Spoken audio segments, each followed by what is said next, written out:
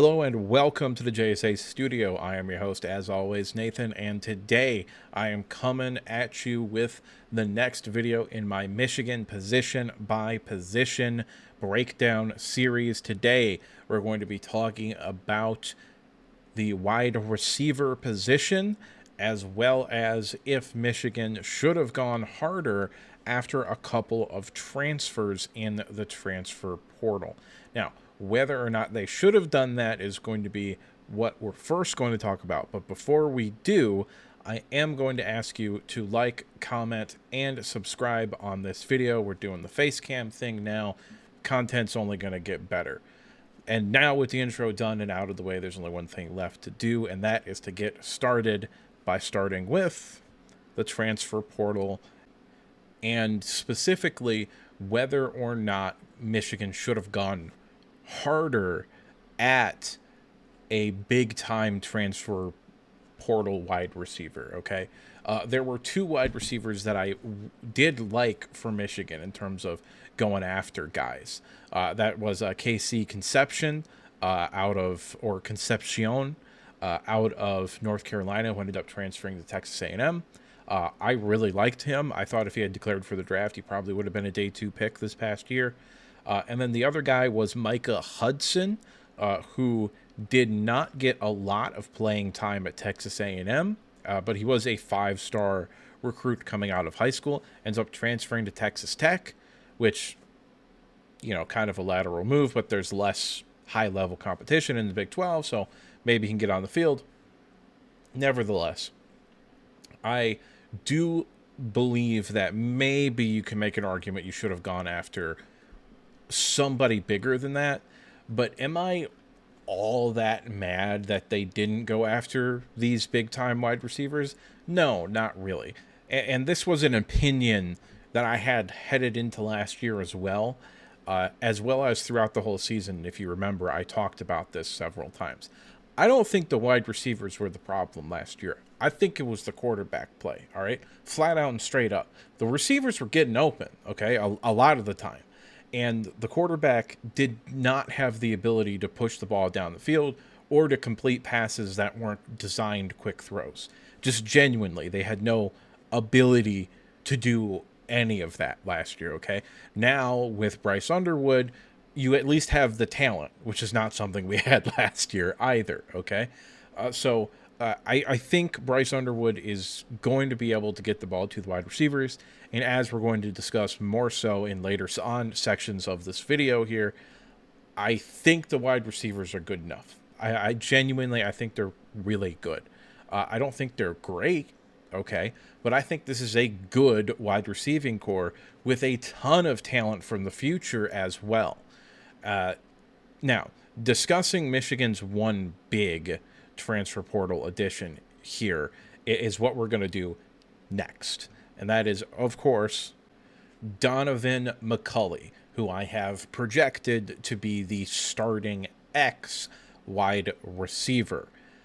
I think he's going to be really good, like really, really good.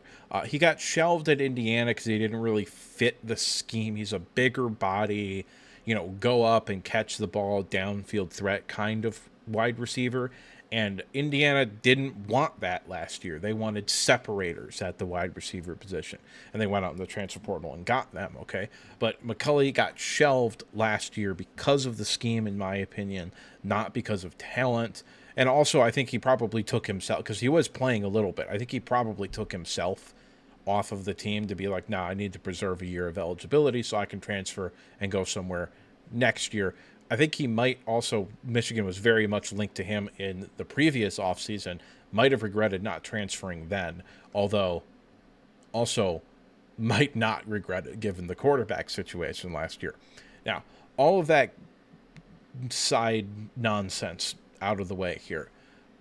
Donovan McCulley is a big, fast, and physical power forward type of wide receiver. He's your prototypical X wide receiver. He is fantastic at going up and getting contested catches, jump balls, those types of situations. He's a sneaky athlete for someone as big and strong as he is. I mean, look at his goddamn biceps. They're massive. Like, this is a big dude. This is a superb athlete who actually played the quarterback position, which is something that NFL scouts really like in wide receivers. They like when they have former quarterbacks at the wide receiver position.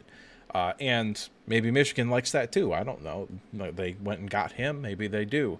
Uh, all things considered, this is probably going to be your guy that's going to lead the team in targets, catches, yards, touchdowns. This is probably the guy. And the good thing about getting him is his backup, who we'll talk about next, is not ready to play right now, at least in my opinion. However, he has a ton of talent and an absurd amount of potential to end up being that big time X stud wide receiver that Michigan really, really wants. So by getting Donovan McCulley, you're not forcing him to play as a true freshman, which can sometimes be really good for players, but also sometimes be a massive negative because it can just screw with the kid's confidence if he goes from dominating in high school to going to the next level, a big time program like Michigan, and now all of a sudden he can't dominate. So it can fuck with the kid's confidence a little bit if you end up doing that. However, the other good thing is that he's out of eligibility after this year, so he's not going to be blocking the path of any of these young wide receivers as well. I really like Donovan McCulley. I think he's going to finish the year as a very, very draftable wide receiver prospect, potentially maybe in like the middle rounds. Like I could see him maybe sneaking into day two, even because if he ends up testing really good, he's a smart kid, played the quarterback position. There's a lot to like about him from an NFL scouting perspective.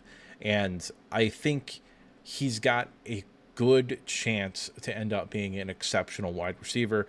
Also, I believe he's wearing number 1. I could be wrong, but I don't think he's wearing 13. I think he changed to 1, which you can read into that if you want to read into that, because they didn't give it to him right away, even though he probably asked for it, because I believe he wore number 1 at Indiana, but I could also be wrong about that. So he probably asked for it, and they said, nah, you got to earn it. Maybe he earned it now. I don't know. I hope he did. Anyway, we're going to transition here now to talking about his backup, who was somebody that I think was severely underranked on recruiting sites. And that is Jamar Browder, who I have listed as the second string or backup X wide receiver. Now, I want you to look at me as I'm saying this. This kid was incredibly underrated as a recruit coming out of high school, okay? He was a 3-star recruit, which is just crazy given his production, given the fact that he wasn't in some like backwater state like North Dakota or something like that. And also, the guy's 6'5" and 208 pounds as a true freshman. He came out his mama like that. Like, that's not years in the weight room to get up to 208. He's just like that. This guy is a guy. He's a dude. He's already a grown man at 17, 18 years old. And he can move. He doesn't move like somebody who's 6'5", 208. He doesn't even look like he's 208. If I had to just look at him and guess, I'd say like 190. So he holds weight very well, meaning that he could probably get up to 225, no problem. 220, 225, no problem. And keep the speed while gaining the strength and the ability to do a lot of the things that you need to do at the wide receiver position if you want to win by being a big boy, which is what he should lean into. Because when you're 6'5" and can jump out the gym, that's some special athletic traits that we got here. I think this kid was extraordinarily under recruited. I think Ron Bellamy has found a, hidden gem, a diamond in the rough, so to speak, with this kid. I think he's going to be really, really good. I think him having a year to learn under Donovan McCulley is going to be excellent for him, because hypothetically you would want him to play like the way Donovan McCulley plays. So he can learn by watching, he can learn potentially by having Donovan McCulley teach him stuff. And also, I don't think Ron Bellamy is that bad of a wide receiver coach. Like, he's primarily here to recruit, but I don't think he's that bad of a receiver coach. I think he can get him going and get him on the right track to the point where maybe even next year he can step into that starting position and end up being a big time contributor to the Wolverines. But probably not 2026. We might see him in garbage time, but I also think Michigan's probably going to want to redshirt him. So I'm not sold we'll see a ton of him this year. But for the future, I really, really like Jamar Browder. I think he's going to be fantastic. Moving on to the slot wide receivers, I have what I believed all offseason to end up being a hot take, but actually it appears that this is one of the coldest takes that you can have, given the news of fall camp that has come out so far. It does appear that Samaj Morgan has kind of solidified himself in that starting slot wide receiver role. People have been talking about how impressive he has been. He had that one crazy one-handed catch that the Michigan media put out there and talked about a whole lot. I really liked Samaj Morgan. I've liked him for a very long time. You don't come into a program like Michigan that's competing for a national title and start right away if you aren't very, very talented. I was anticipating this to be a hot take. It's not.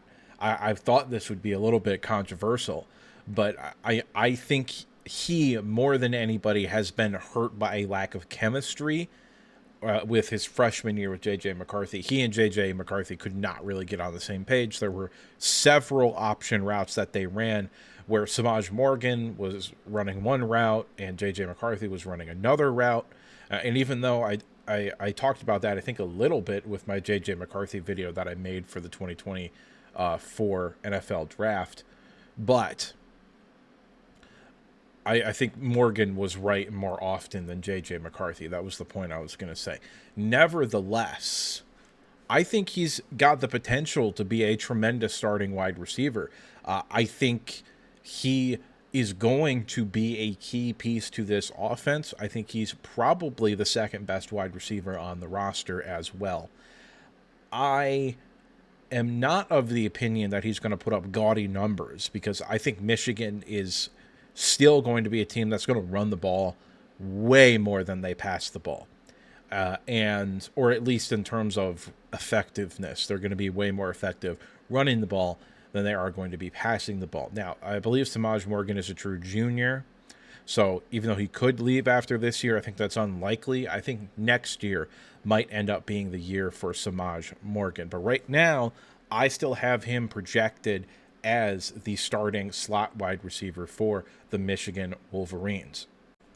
Now, earlier on in the offseason, the player that most people thought was going to end up being wide receiver 2, quote unquote, or the starting slot wide receiver was Anthony Simpson.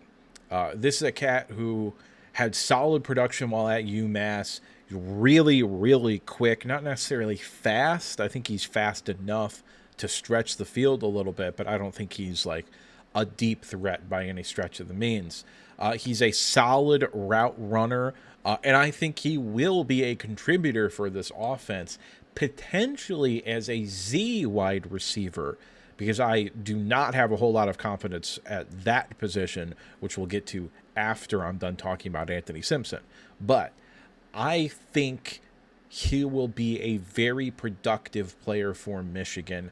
I don't think something like 500 yards and 4 or 5 touchdowns is out of the realm of possibility. I think Morgan will probably be more in like the 700 yards range, and I think McCulley will probably be pushing 1,000. Okay, but I do really like Anthony Simpson still. I believe he's a redshirt junior, so I think he has one more year of eligibility after this. So I think there's a possibility he can end up being a bigger contributor next year. So I do like him a lot. I think he will be a solid player, but I never personally really had him jumping over Samaj Morgan on the depth chart. That was a take that plenty of people had, back in March, April, May sort of situation. really maybe even into June and July, really until the past couple of weeks here, when Samaj Morgan kind of solidified himself in fall camp as the starting wide receiver. Nevertheless, he's quality depth should a wide receiver get hurt. And the reason why I don't really have him listed as the starting Z wide receiver, even though it's very possible that he ends up there, is because it would kind of fuck up the rotation of the video, because I wanted to go starting, backup, starting, backup, starting, backup, and then kind of just talk about the rest of the pieces last. And I really don't have a backup slot receiver that I think is going to get on the field at all this year outside of Anthony Simpson here. So I put him here. He could very easily end up a starting wide receiver for this team. However, he is, to me, a slot wide receiver, not really a Z. I think you could put him at Z and he'll survive, but I don't think that's his natural position, so to speak. Now, let's go ahead and talk about the position at the wide receiver level that I have the least amount of confidence in. And that would be, of course, the Z wide receiver, and specifically Frederick Moore. And Frederick Moore probably isn't who we think he is. There's been almost no hype talking about him throughout fall camp. It's all been Samaj Morgan, Donovan McCulley. Hell, I've heard more about the tight ends than I have about Frederick Moore. Now, having a quiet camp in the media doesn't mean jack shit. However, it would be nice to get some information where people are like, oh yeah, he's a starter. He's the guy. He's going to be on the field quite a bit. But whether or not that ends up being the case, I don't particularly see him ending the season as a starter. That's largely because of who his backup is, who we'll talk about next. But I'm just not convinced he's good. Okay, that might make me an asshole. That's the name of the channel. I'm just some asshole.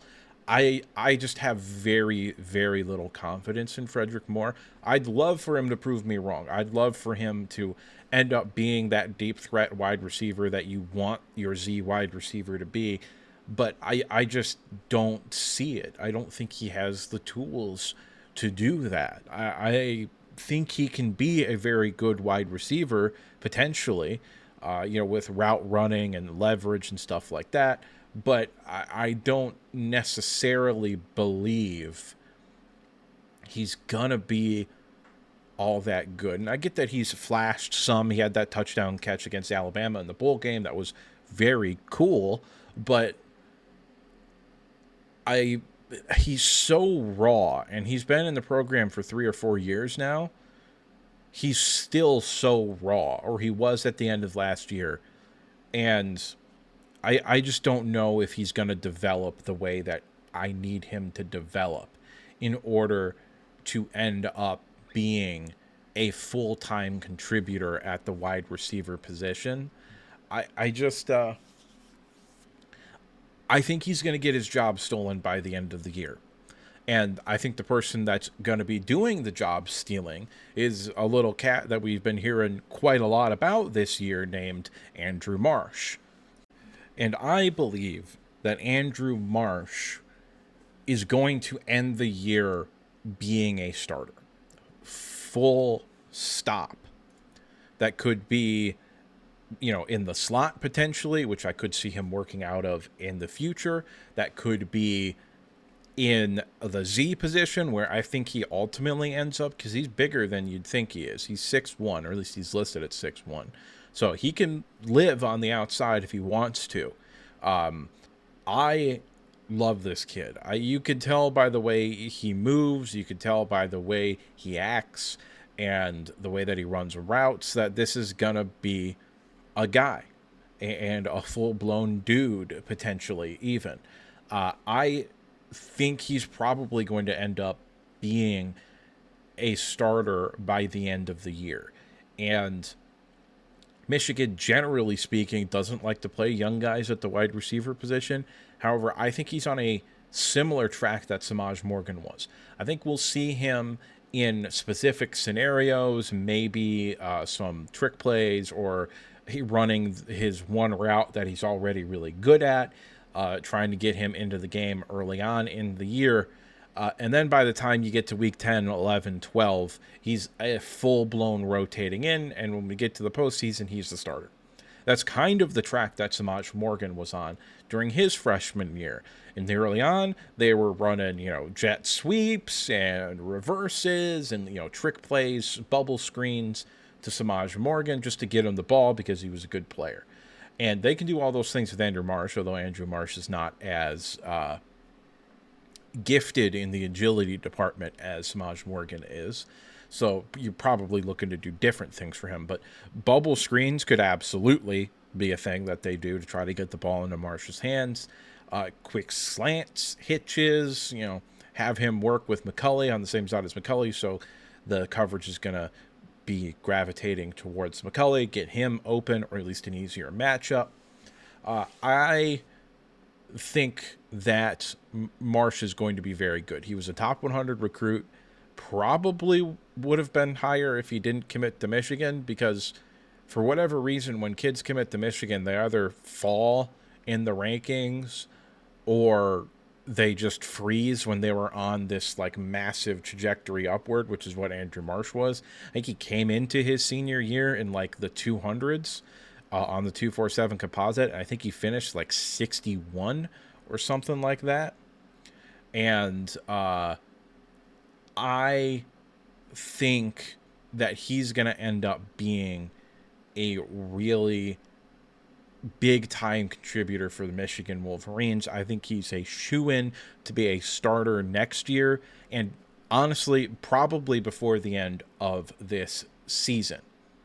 So, I kind of gotten the 3 starters looked at, and also a 4th contributor / rotational piece with McCulley at the X, Morgan in the slot, and at the beginning of the year, Moore at the Z position with Simpson coming in for the slot / Z position. However, there are other players that have a lot of talent on this team that I haven't talked about, and we're going to do that right now. But there's really only 2 guys that I want to talk about here, and that's the 2 guys that are listed on the screen here, Kendrick Bell and Channing Goodwin. These are 2 players that I believe in terms of the talent. I think they're going to have a hard time getting on the field this year, and I wouldn't be surprised if either or both of them end up in the transfer portal after this year. However, I do believe in the talent of both of these players. I think that they can become contributors at the wide receiver position, specifically Kendrick Bell. I really like Kendrick Bell. He's gotten on the field the past few years. This year, I think with the transfers we brought in and the fact that I think there are certain wide receivers that are going to come in and fit a better role, and also the young freshmen that we brought in that are also talented and good. I do think he's kind of gotten buried on the depth chart a little bit, but I do still believe that Kendrick Bell can be a high-quality wide receiver, even at the Power 5 level. As far as Channing Goodwin, we know less about him. I believe he was a true freshman last year and ended up redshirting. But this is somebody that I know a lot of insiders were talking about this time last year as like, this freshman's balling out. We got to see, he might sneak onto the field, blah, blah, blah, blah, blah. Or he might end up being a gem, a steal of the draft, so to speak. Or not the draft, the steal of the recruiting class, so to speak. These are 2 guys that it wouldn't surprise me if all of the sudden they come out week 1 and it's just like, oh shit, they're playing? And you're kind of like, that's weird. They're not on the 2 deep in either of my depth charts, okay? But they could get on the field. They're talented enough to get on the field. And then if one of them's been making the leap, so to speak, I think that they could end up playing. I think there's a possibility they also end up being on special teams a whole lot, not necessarily as a returner, at least not for Kendrick Bell. Maybe Goodwin. I don't know his play style or body type well enough to figure out if he's going to be a returner or not, because generally returners are smaller and more agility based than speed based. But these are 2 other players that have a lot of talent, in my opinion. And that right there is where we're going to end this video, talking about the two deep at the wide receiver position and two extra players. So it's at this point I'd like to remind you to like the video if you liked it, subscribe if you want to see more content like this, and if you disagree with it at any point, or if you just have something to say, go ahead and drop a comment down in the comment section below. And now, with the outro done and out of the way, there's only one thing left to say, and that's that I'll see you next time.